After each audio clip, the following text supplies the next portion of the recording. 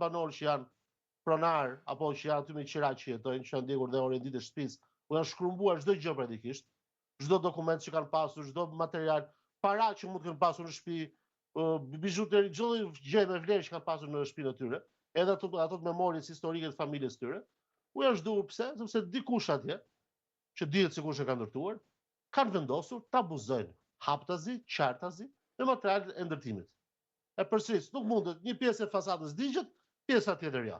Çfarë tregon kjo gjë? Mos problemi dy materiale të ndryshme janë përdorur, njëra cilësore, tjetra jo cilësore. Njëra konform standardit, tjetra jashtë standardit. Përgjegjësit para drejtësisë. Po, mos vallë problemi lind që tek marrja e lejës së ndërtimit dhe kolaudimi i këtyre pallateve?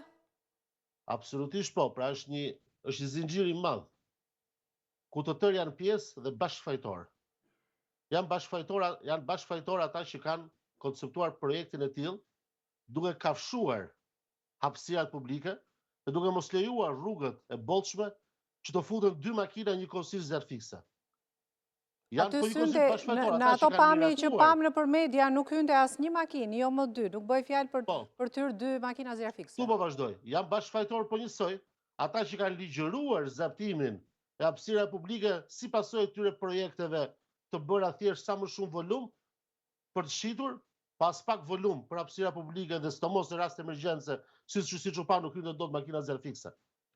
Janë bashkëfajtor ata të cilët kanë dhënë pronën publike dhe private, jo konform standardeve dhe planit urbanistik të miratuar Tiranës, por duke shkelur atë haptazi. Janë bashkëfajtor ata të cilët kanë ligjëruar pastaj që ndonse nuk kanë kryer punimet sipas standardeve, kanë shkuar dhe kanë kolauduar pallatin dhe kanë marrë dorëzi pallatit për të lejuar banorët brenda, të cilët jetonin deri pardje, jetonin brenda një mine mesahat, e cila siç u pa brenda 3-4 minutave mori flak dhe doji çdo gjë. Mbase ai grupi ekspertëve zotit Eliti duhet të shohë këto projektet e ndërtimit dhe të eficiencës energjetike, që kur merret leja e ndërtimit, domethënë se aty specifikohet si do të jetë fasada. Absolutisht, pra pikërisht për të bërë diçka të bukur, mbi të gjitha paqet e bukur duhet të jetë normale, e rregullt, duhet të jetë ligjore, duhet të jetë konform standardeve. Po përveç këtyre duhet të vjen para përgjegjësisë ata të tjerë që kanë lejuar, që ndonse projekti ka në perimetrin e godinës ka hidratët e ujit, hidratët nuk ekzistojnë. Duhet të vjen para përgjegjësisë ata të tjerë të cilët kanë montuar gjojën nëpër shkallët e pallatit, brenda katëve, kanë montuar ato pajisit antizjarrit, pajisje që nuk funksionojnë. Duhet të vjen para drejtësisë ata të cilët kishin zaptuar hapësirat publike aty përpara, duke vendosur vazë me lule.